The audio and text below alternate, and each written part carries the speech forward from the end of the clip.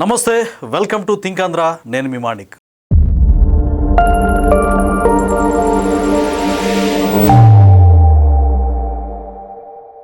YS Jagan గారు ఆయన తాజాగా ప్రెస్ మీట్ పెట్టి చిద్విలాసంతో ఒక చిరునవ్వు నవ్వుతూ ప్రజలు నన్ను కోరుకుంటున్నారు, 2029లో నేను సీఎంగా ప్రజలు రెండోసారి నన్ను కోరుకుంటున్నారు అని చెప్పి ఆయన స్టేట్మెంట్ ఇచ్చారు. అయితే ఇక్కడ ప్రజల తరఫున కొన్ని ప్రశ్నలు ఉత్పన్నం అవుతా ఉన్నాయి. జగన్మోహన్ రెడ్డి గారిని ఎందుకు కోరుకుంటున్నారు, ఆయన గత పరిపాలనలో ప్రజలకి ఏం మేలు చేశాడు అనేది మనం ఆలోచించగలిగితే కొన్ని విషయాలని మనం ఇక్కడ స్పష్టంగా చర్చించాల్సినటువంటి అవసరం అయితే ఉంది. ఆ విషయాలు ఏంటంటే, జగన్మోహన్ రెడ్డి గారు నిజంగా ప్రజలకి నిస్వార్థంగా సేవ చేస్తే రెండోసారి ఎందుకు గెలిపించలేదు? 151 స్థానం నుంచి 11 సీట్లకి పెడేళ్ళను ఒక్కసారి కింద ఎత్తి కుదేసినట్టుగా ఎందుకు పడేశారు అనేది మనం ఆలోచించాలి. తర్వాత జగన్మోహన్ రెడ్డి గారు మళ్ళీ నేను ఖచ్చితంగా వస్తాను, మీ అంతు చూస్తాను, రప్ప గంగమ్మ జాతరలో వేట తలకాయలు ఈ కాదు కావాల్సింది. నేనేం తప్పు చేశాను, నా తప్పును రెక్టిఫై చేసుకుంటాను, ప్రజలారా మీ మనసులో నాకు స్థానం ఉండాలంటే నేనేం చేయాలి అని ప్రజల్ని రిక్వెస్ట్ చేయాల్సినటువంటి అవసరం ఉందా? లేకపోతే ఏం తప్పే ఉంది, రప్ప తప్పే ఉంది, వేట తలకాయలు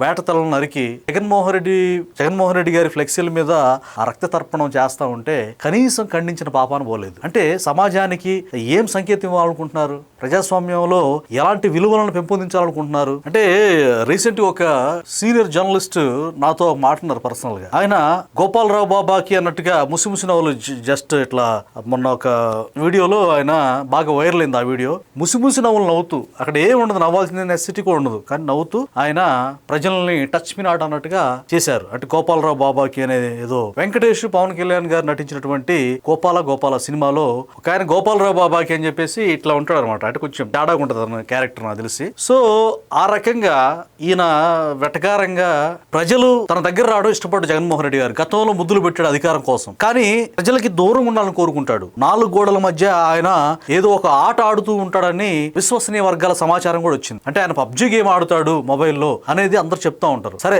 లండన్ నుంచి మందులు కూడా వాడుతూ ఉంటారని చెప్తా ఉంటారు. సో పబ్జీ గేమ్ అనేది పక్క నిజం అంటారు. లండన్ మందులు కరెక్టా కాదా, లండన్ లో తీసుకుంటారా లేకపోతే ఇండియాలో తీసుకుంటారా మనకు తెలియదు, కానీ వాస్తవం అయితే ప్రజలకి దూరం ఉండాలనే వ్యక్తిని ఎందుకు కోరుకుంటారు? ప్రజల్ని మీరు నా దగ్గర రావద్దు అని చెప్పేసి ప్రజలకు భయపడే వ్యక్తులు ప్రజలను పరిపాలించాలని కోరుకోవడంలో అర్థం ఏంటి? మీరు ఒకటి గమనిస్తే ఒక ఇంపార్టెంట్ విషయం చెప్తా, దయచేసి ఆలోచించండి.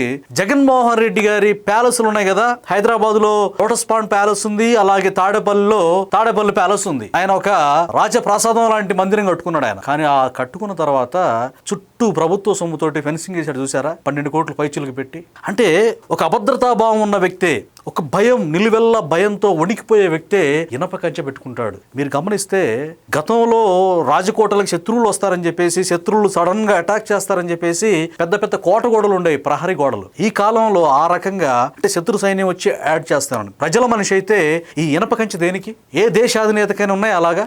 లేకపోతే మోడీ గారికి ఉందా అట్లా ఏమన్నా? ప్రజెంట్ సుదీర్ఘకాలం ఆంధ్రప్రదేశ్ లో సీఎంగా చేసిన 4 సార్లు ముఖ్యమంత్రిగా పనిచేస్తున్నటువంటి మరి చంద్రబాబు నాయుడు గారికి ఇనుప కంచె ఉంది అట్లా. జగన్మోహన్ రెడ్డి ఇంటికి, ఆయన ప్యాలెస్ కి ఎందుకు ఆ ఇనుప గ్రిల్లింగ్, పెద్ద రాడ్లు పెట్టి వెల్డింగ్ చేసి, అంటే ఒక కంచు కోటలాగా లోపల ఏం జరిగినా ఎవరో తెలియకూడదు అన్నట్టు, ఎవరు తన ఇంటికి రాకూడదు అన్నట్టుగా. అంటే మంది మార్బలం, పోలీస్ వ్యవస్థ, పర్సనల్ సెక్యూరిటీ వేల కొలత ఉన్నప్పటికీ కూడా, Z+ కేటగిరీ ఉన్నప్పటికీ కూడా ఈ ఇనుప కంచె భయం ఏంటి? మీరు నన్ను గెలిపించాలనుకుంటున్నారు, ఎందుకు గెలిపించాలి? ఆంధ్రప్రదేశ్ ని విధ్వంసం చేసినందుకు గెలిపించాలా? అమ్మని చెల్లిని దూరం పెట్టి వాళ్ళని నానా విధాలుగా ఇబ్బంది పెట్టినందుకు గెలిపించాలా? బాబాయిని పైకి పంపించినందుకు గెలిపించాలా? ఆడబిడ్డ సునీత గారిని పోదేసి మీ నాన్న మీరే చంపుకున్నారు, మీ నాన్న చావు గురించి పోరాడుతావా? నువ్వు సైలెంట్ గా ఉంటే మౌనంగా బాగుంటది. నిందితులు ఎవరో తేల్చేదాకా నువ్వు పట్టుబడితే నువ్వే చంపావని మేము గుడ్డగాల్చి మీదేస్తాం. నువ్వు మాత్రమే కాదు, నీ భర్త కూడా చంపాడు సునీతమ్మ అని చెప్పేసి నీ మీద మేము గుడ్డగాల్చి మీదేస్తాం. అంత మాత్రమే కాదు, బ్రతికున్న నీ తల్లిని కూడా మేము ఆనందంగా ఉంటాను ఊరుకోము, నీకు థ్రెట్ ఉందని ఆమె బాధపడాలి. అంత మాత్రమే కాదు సుమా, చనిపోయిన వివేకానంద రెడ్డి గారిని కూడా మేము వదలం, ఆయన ఆత్మను కూడా క్షోభింపజేస్తాం. ఏ విధంగా? ఆయన క్యారెక్టర్ మంచిది కాదు, ఎవరినో పెళ్లి చేసుకున్నాడు, ఆయన చనిపోవడమే మంచిది, బ్రతికుంటే మంచిది కాదని చెప్పేసి ఆయన క్యారెక్టర్ ను కూడా సాక్షి మీడియా వేదికగా దుమ్మెత్తిపోశారు. సరే, మా బాబాయిని మేము చంపుకుంటే మీకేంద్ర నొప్పి అన్నట్టుగానే ప్రజలు అలా తీసుకోరండి. హింసను కోరుకోరు, నువ్వు గెలవాలని కోరుకోరు. ఎందుకంటే నువ్వు మంచోడు అయితే గెలవాలని కోరుకుంటారు. నీలో మంచి లేనప్పుడు, ప్రజలకు మంచి చేస్తామని నమ్మకం లేనప్పుడు రావాలని మళ్ళీ ఎందుకు కోరుకుంటారు? ప్రజలు ఏదన్నా నీ కార్యకర్తలే నేను కలవాలని వస్తే ఇనుప కంచెతోటి బయటకి పంపిస్తావు, నువ్వు ఇనుప కంచె అడ్డం పెట్టి అక్కడ సెక్యూరిటీని పెట్టి వేల కోట్ల రూపాయలు ప్రజాధనాన్ని దోచేస్తావు. ఎందుకు కోరుకుంటారు? మాట్లాడితే ప్రజాస్వామ్యబద్ధంగా ఎవరైనా మాట్లాడితే వాళ్ళని దారుణంగా కొట్టి తన్ని నీ రాజ్యంలో, నీ ఆటవిక రాజ్యంలో మారణహోమం సృష్టించావు, అందుకు గెలిపించాలా నిన్ను? ఓడిపోయాక కూడా నీ అహంకారం ఏమైనా తగ్గిందా అంటే ఇవన్నీ నా మాటలు కాదు, ప్రజల అభిప్రాయాలను చెప్తున్నాను నేను. ఓడిపోయాక కూడా నీ అహంకారం కానీ నీ అధికారం మదం పోయినప్పటికి కూడా నీ అహంకారం ఏమైనా తగ్గిందా అని అంటే లేదు. ఎందుకంటే రప్ప నీ జనాల్ని, కాలికే బ్యాచ్ల్ని బాగా పేటరేగిపోతూ రెచ్చగొడుతూ వాళ్ళని తప్పే ఉందమ్మా అంటే అన్నారు. గంగమ్మ జాతరలో రప్ప చేస్తే ఏముంది, సినిమా డైలాగ్ అంటావా? అసలు కనీస అవగాహన, బేసిక్ ప్రజాస్వామ్యం అంటే ఏంటో తెలుసా నీకు? ప్రజల కోసం ప్రజల చేత ఎన్నుకోబడ్డ నాయకుడిగా నువ్వు మసులుకుంటున్నావా? ఇదెక్కడి పాలన జగన్మోహన్ రెడ్డి గారు? గతంలో నీ జమానాలో ఎవరన్నా ప్రశ్నిస్తే వాళ్ళని శిరోమండలం చేయించావు. డాక్టర్ సుధాకర్ కావచ్చు, మరి దళితులను కానీ, బీసీలను కానీ, నా ఎస్సీలు, నా ఎస్టీలు, నా బీసీలు, నా మైనారిటీలని ఎవరో స్క్రిప్ట్ రాస్తే సజ్జలు లాంటి వాళ్ళు దాన్ని బాగా చదివి బైహార్ట్ చేసి, అది చదివి కూడా సరిగ్గా చెప్పలేని మాట, నాలుగు మడ తీసేటువంటి ఆ విధానాన్ని పక్కన పెట్టేస్తే, కానీ మీరు ఇచ్చిన మాట తప్పం, మడమ తిప్పం. ప్రతి సంవత్సరం జాబ్ క్యాలెండర్ వేస్తా అన్నాను, ఎక్కడ వేసావు? మరి మాట తప్పావుగా. ల్యాండ్ టైటిలింగ్ యాక్ట్ గురించి మళ్ళీ మాట్లాడుతున్నారు, మీ వైసీపీ నాయకుల చేత, చోటా మోటా నాయకుల చేత మాట్లాడిస్తున్నారు. ల్యాండ్ టైటిలింగ్ యాక్ట్ ద్వారా ఏం దుర్మార్గం చేసావో తెలియదా? అంటే కోర్టు పరిధిలో కాకుండా ఎవరైనా భూమి ఇబ్బందిగా నీ వైసీపీ నాయకులు దోచుకుంటే అది ఎంఆర్ఓ సెటిల్ చేయాలా? అంటే ఎంఆర్ఓ మీరు చెప్పిందే వింటాడు, మీరు చెప్పిందే రాస్తాడు. ఇప్పుడు అట్లా అందరు పొలాలు దాచుకున్నారు కదా, ప్రొహిబిటెడ్ ల్యాండ్ ను కూడా మీ చోట నాయకులు దోచుకున్నారు కదా, అలా చేయాలనే? అంటే మా పొలం మీద నీ బొమ్మ ఏంటంటే రైతులు నినందించలేదని అడగలేదా? ఇంత దుర్మార్గం చేసి మళ్ళీ నేను వస్తాను, మీ అంతు చూస్తాను, మళ్ళీ నేను వచ్చి మీకు సేవ చేస్తాను కాదు, మీ అంతు చూస్తా, రప్ప చేస్తా అనే నాయకుడిని వాళ్ళని గెలిపిస్తాడా? ఏ పార్టీతో సంబంధం లేని ఒక జర్నలిస్టు, ఒక సీనియర్ మోస్ట్ జర్నలిస్టు, ఆయన నీ గురించి ఒక 600 పేజీల పైన ఉన్నటువంటి పుస్తకం రాయలేదా, విధ్వంసం అని? సో ఇలాంటి విధ్వంసం చేసే వ్యక్తిని ఏ ప్రజాస్వామ్యవాది గాని, ఏ శాంతి కాముకులు గాని, కాలికేయులు తప్ప, మారణ హోమం కోరుకునే వాళ్ళు తప్ప, అంటే చెడ్డోడికి కూడా అభిమానులు ఉంటారంటూ ఉంటారు, మరి డెవిల్కి కూడా అభిమానులు ఉంటారంటూ ఉంటారు. అభిమానులు ఇప్పుడు సినిమాల్లో విలన్కి కూడా విలన్ ఫాలో అయ్యే వాళ్ళు ఉంటారు, డబ్బుగా గుర్తుపడో లేకపోతే నిన్ను అభిమానించే వాళ్ళని నేను కొంతమంది ఐడెంటిఫై చేశా. వాళ్ళు ఏం చేస్తారంటే కబ్జాలు చేస్తూ ఉంటారు. ఎమ్మెల్యే పక్కన ఉంటారు కొంతమంది, 10 మందో 15 మందో, వాళ్ళు మొత్తం కూడా ఒక నియోజకవర్గంలో ల్యాండ్ ఎక్కడుంది మొత్తం దోచుకుంటారు. నిన్ను అభిమానిస్తూ ఉంటారు, వాళ్ళు నీ గెలుపు కోసం పనిచేస్తారు, నీ కోసం రిగ్గింగ్ చేస్తూ ఉంటారు. ఇలాంటి దుర్మార్గమైనటువంటి మైండ్ సెట్ ఉన్న వాళ్ళు తప్పితే మానవత్వం ఉన్న ఎవడు కూడా, మానవత్వం ఉన్న వ్యక్తి ఎవరు కూడా జగన్మోహన్ రెడ్డి గారు మనసున్న మనిషి అని చెప్పి ఎవడు అండు, ఎవడు అభిమానించడు, నీకు ఓట్లు కూడా వేయరు. అయితే టోటల్ గా మొత్తంగా మనం విశ్లేషిస్తే అర్థమయ్యే విషయం ఏంటంటే, మీరు రావాలని కోరుకోవట్లేదు, మీరు రాజకీయంగా అసలు ఆ ఉనికి వద్దు, కోట్ల లక్షల కోట్లు సంపాదించారు,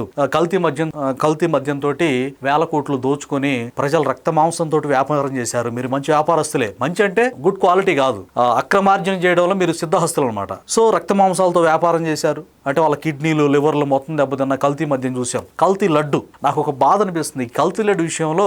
అసలు నీ వల్ల క్రిస్టియన్ కమ్యూనిటీ మొత్తాన్ని కూడా తిడతా ఉన్నారు వాళ్ళు. క్రిస్టియానిటీ అంటేనే క్షమాగుణం, క్షమించే గుణం, శత్రువును సైతం ప్రేమించే గుణం. నువ్వు క్రిస్టియన్ ఎలా అవుతావు అనేది ప్రజలు ప్రశ్నిస్తూ ఉన్నారు. ఒక చెంప కొట్టేవాడిని ఇంకో చెంప చూపించమన్నాడు కదా క్రీస్తు. మిమ్మల్ని హింసించే వరకు ప్రార్థన చేయమన్నాడు కదా జీసస్. నీకు అసలు జస్ట్ ఒక మాట అంటే నువ్వు ఊరుకోవు కదా. బాబాని సైతం వదిలిపెట్టలేదే, సాక్షులు మొత్తం ఎగిరిపోయారే.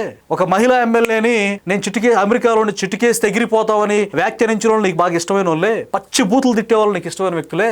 ఒక కొడాలి నాని, పేరు నాని, ఒక అనిల్ కుమార్ యాదవ్ అసెంబ్లీ వేదికగా విచ్చలవిడిగా నోటికి పదును చెప్పి ఇష్టానుసారంగా మాట్లాడుతూ ప్రస్తుత సీఎం, అప్పుడు ప్రతిపక్ష నేతగా ఉన్న చంద్రబాబు నాయుడు గారిని పిల్ల బచ్చాలతోటి భయంకరంగా తిట్టించావే. తిట్టిస్తూ ముసిముసి నవ్వులు నవ్వావు కదా. నవ్వుతున్నప్పుడు అసలు నీ క్రూరత్వం, నీ కుట్ర ప్రజలు గమనించారు. ఇతనేం సీఎం, ఇతనేం కథ, తండ్రి వయసు ఉన్న వ్యక్తిని ఇలా ఏడిపిస్తున్నాడు అని చెప్పి ఎంతో బాధపడ్డారు. ఆ బాధ, అవమాన భారం భరించి తట్టుకోలేక ఎంతో, ఆయన కూడా మనిషి గనక, ఆయన కూడా మనసు ఉంటది గనక ఒక్కసారిగా అంత స్థిత ప్రజ్ఞత కలిగిన వ్యక్తి కూడా తట్టుకోలేక బోర్న విలపిస్తే ఆ ఏడుపును కూడా నీ సాక్షి మీడియాలో కామెడీగా చూస్తూ ఒక పైశాచిక ఆనందం పొందావే. నువ్వు క్రిస్టియన్ ఎలా అవుతావు? అసలు జీసస్ అనే ఫాలో అవుతాను చెప్పుకోవడానికి బుద్ధుందని కానీ అడుగుతున్నాను నేనైతే. నో, జీసస్ క్రైస్ట్ క్వాలిటీ ఇది కాదు. కత్తి కంటే కరుణ గొప్పది, ఫ్యాక్షనిజం కంటే ప్రేమ గొప్పదని చాటి చెప్పినటువంటి క్రిస్టియానిటీకి నీ వల్ల మచ్చ వస్తూ ఉంది. క్రైస్తవుడు అని ఇలా అంటా ఉన్నారు. కానీ గమనించాల్సిన అంశం ఏంటంటే, జగన్మోహన్ రెడ్డి గారు క్రైస్తవుడు కాదు, హిందువు కాదు, ముస్లిం కాదు. అతను ధనమే దైవం, డబ్బే దైవం. మీరు గమనిస్తే వారసుడు కూడా లేనప్పుడు, ఆడబిడ్డలు ఎదురున్నప్పటికి కూడా వాళ్ళ తల్లి చెల్లిని కూడా గెంటేసి వాళ్ళని వలవలా ఏడిపించినటువంటి నైజం. రాష్ట్ర ప్రజలకి నువ్వు వద్దు మహాప్రభు అని చెప్పేసి ప్రజలు నిన్ను సాగనంపారు శాశ్వతంగా, అంటే రాజకీయాలకు రాకుండా. కాకుండా